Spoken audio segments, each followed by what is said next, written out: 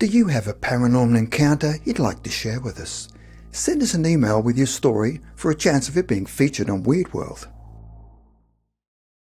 Dive into the bewildering realm of parallel universes with this collection of 3 true and surreal accounts. Join Tom Davies as he grapples with a workplace encounter that is set in the heart of the UK. Walk alongside Matt Wilson, whose near-death experience shrouds his life in unsettling alterations. Finally, traverse the dreamscapes of Brian Martinez, whose nighttime visions seem to bleed into provable depictions of an alternate reality. Journey with us as we explore some of the genuine baffling run-ins with parallel universes. Not my universe. In 2019, Tom Davies experienced an unsettling encounter at his workplace that made him begin to doubt if he was still in his own universe. Tom worked part-time at a phone shop nestled in a large UK city. His primary commitment was university, so he only slotted in work on Mondays and Thursdays, which best aligned with his course timetable. While he wouldn't claim to be the best employee, Tom consistently met his sales targets and enjoyed good relationships with his colleagues. On one particular workday, the shop was fairly crowded. Unlike most places, this store didn't exactly have an organised queue system. Customers would simply stroll in and wait around until they were attended to. At around 2 p.m, after finishing up with a customer, a man approached Tom and took a seat across from him. He wore a black leather jacket, sported short hair, an earring in his left ear, and a notable scar above his eyebrow. Tom politely asked for a brief moment to tidy up his paperwork. During their transaction, a crucial aspect was understanding the customer's personal life and requirements.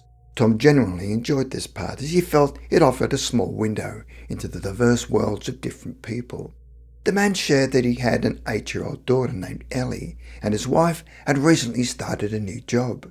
To Tom's delight, they shared support for the same football team. In a matter of minutes, the man had chosen a new phone, a Samsung S10e, and Tom also managed to upsell him a Samsung Tab A tablet, a gift intended for Ellie that Christmas. With the paperwork sorted and the devices bagged, Tom handed over the receipt. They exchanged a brief handshake and the man made his exit. By then, the clock indicated it was roughly 2:30 p.m. Tom finished his paperwork and headed back to the shop floor, ready to attend to the next customer. Barely 5 minutes into the interaction, a familiar figure strolled in. Tom recognised him immediately. He excused himself from his current customer, citing store policy that required him to check on returning patrons in case of complaints.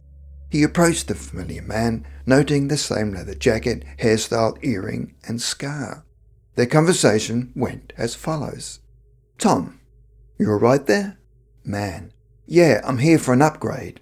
This was exactly what he had said earlier. Tom, you were just in here, weren't you? Man, no, I've just walked in. Tom, I literally just served you. Your name is Dave, right? Man, that is my name. How did you know that? Puzzled and slightly alarmed, Tom remembered their previous conversation vividly, even if Dave didn't. Asking a colleague to continue with this current customer, Tom guided Dave to a seat. He went to retrieve the earlier transactions paperwork as proof of their prior interaction, only to find it missing from his folder. Thinking maybe his manager had moved it, he headed to the manager's office, but it wasn't there either. Explaining the odd situation, Tom told his manager, I served this customer before, completed a sale. He bought an S10e and a tablet, but now the paperwork is gone. The manager, clearly sceptical, suggested checking the CCTV footage later. Tom returned to Dave and, as if in some uncanny deja vu, their conversation mirrored their prior exchange, almost word for word. Tom even cheekily guessed Dave's football allegiance to Everton, which was confirmed. To Tom's amazement, Dave again chose the exact same phone and tablet in the same colours. After completing the transaction, Tom, with the fresh paperwork in his hand, hurried to his manager's office. Together, they reviewed the CCTV footage. Strangely, it showed Tom serving an entirely different family before Dave, a family Tom had no memory of helping. yet his signature was unmistakably present on their paperwork. Baffled and somewhat disturbed, Tom couldn't fathom what had happened. He published this story in an online forum in the hope someone could provide an explanation, as his sense of reality felt deeply shaken. Nothing is the same. In 2022, a bizarre series of events unfolded, which left Matt Wilson utterly distraught. It was so impactful that he feared he'd experienced some kind of psychological break, making him question everything he'd ever known his life to be. He still felt like himself, and yet different in some unexplainable way. When he first glimpsed his reflection, he'd had to do a double take. Somehow the man in the mirror didn't match the one he felt he should be. He recalled walking home from an appointment with his therapist on Friday, April the 8th. The beauty of the day was vivid in his memory, the sun's warmth on his skin and the gentle, cooling breeze on his face as it was nearing spring. As he approached the crosswalk, he remembered having to peek around a bus parked at the side of the road to check for traffic. Suddenly, darkness enveloped him, replaced by a blinding white light and an agonizing sensation like red-hot steel stabbing into his head. He felt a momentary weightlessness, and then everything went dark again. The next memory was the unmistakable scent of a hospital. The rhythmic beeping of machines surrounded him. An overwhelming thirst took over him, making him feel like he'd give anything for a sip of water. Then abruptly an alarm roused him from what was apparently a nap he'd been having on his grandparents' couch, despite having no memory of ever going to visit his grandparents. But that's when everything took an even more surreal turn. There were small yet unsettling changes about him. His teeth, for instance, were far whiter and healthier than he remembered. And then there was his grandparents' house, which he distinctly recalled painting blue with red shingles the summer before. Now it bore a completely different colour scheme. Furthermore, he remembered his grandparents owning a brown wiener dog named Lucy, which his mother had brought for them after their previous dog Shadow had passed away. Matt had fond memories of playing with Shadow as a child, but now not only was there no sign of Lucy, but his grandparents claimed they'd never owned a dog. The dog named Shadow, whom Matt remembered so clearly, had apparently never existed. Later, he noticed that his eyes were blue. While flossing his unfamiliar glowing teeth, he was struck by yet another realization. Throughout his life, he'd always had vivid memories of having green eyes. He could even recall a specific instance from his childhood when he was teased on St. Patrick's Day because of them. The silver lining was that his parents seemed familiar. Physically, they appeared just as he remembered them, although there were a few tiny details about them that were off. For one, they argued far less. In his memories, nearly every other word they spoke to each other was filled with animosity. Now, he could only recall them having a mild disagreement that day, and it was about who would pay for coffee, hardly something that would have normally caught his attention. Moreover, there had also been a wedding photo of his parents captured in his grandparents' backyard garden. Now that picture included him as well.